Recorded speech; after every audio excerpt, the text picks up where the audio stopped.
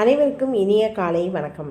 இன்றைக்கி வெந்தயக்கீரையில் எப்படி கூட்டு செய்யலாம் அப்படிங்கிறத பற்றி தான் இந்த வீடியோவில் பார்க்க போகிறோம்.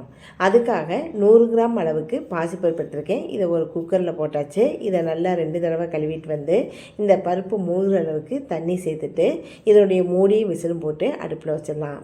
இது ஒரு விசில் வந்த பிறகு சிம்மில் 3 நிமிஷம் வச்சுட்டு அடுப்புலேருந்து கீழே இறக்கி வச்சுருங்க. அதிக நேரம் வேக வைக்க தேவையில்லை. நம்ம வானிலையில் தான் இந்த கீரையை சமைக்க போகிறோம். இப்போ இதுக்காக ஒரு கட்டு கீரை எடுத்துருக்கேன். இப்போ இந்த வேரை எல்லாம் கட் பண்ணி எடுத்துகிட்டு வந்துடலாம். இந்த அளவுக்கு கிடச்சிருக்கு. தண்டு பகுதியையும் இதோடையே சேர்த்து சமைச்சிடலாம். இப்போ இதை நல்லா ஒரு 3 தடவை வாஷ் பண்ணிட்டு வந்து இதை கட் பண்ணி வச்சுக்கலாம். இப்போ இதே மாதிரி எல்லா கீரைகளையும் நான் கட் பண்ணி எடுத்துக்கிட்டேன்.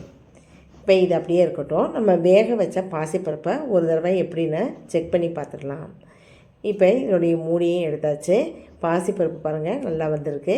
இதை அப்படியே ஒரு பவுலுக்கு ஷிஃப்ட் பண்ணியாச்சு.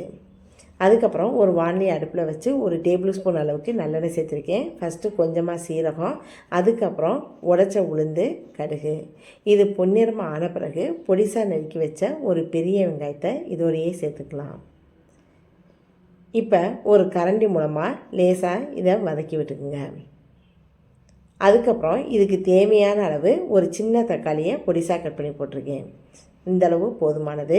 உரப்புக்கு தகுந்த மாதிரி 4 வரமிளகாய் சேர்த்துருக்கேன். இதையும் இந்த மாதிரி கிண்டி விட்டுக்கலாம். பச்சை மிளகா போட்டால் உங்களுக்கு தெரியாது, அதுக்காக வரமிளகா போட்டிருக்கேன்.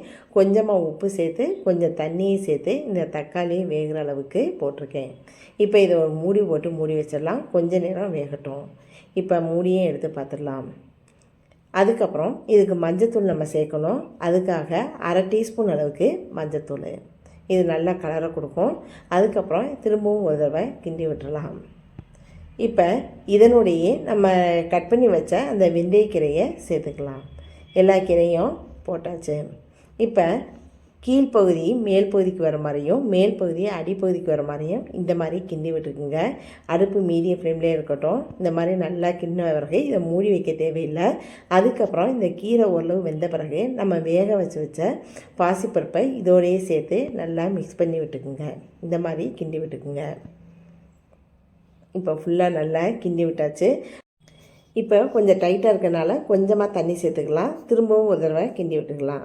தேவைப்பட்டால் தேங்காய் துருவல் சேர்த்துக்குங்க, இல்லைன்னா ஸ்கிப் பண்ணிடுங்க. சூப்பரான சுவையான வெந்தயக்கீரை கூட்டு ரெடி ஆயிடுச்சு. இதை நீங்களும் செஞ்சு பாருங்கள். தேங்க்ஸ் ஃபார் வாட்சிங்.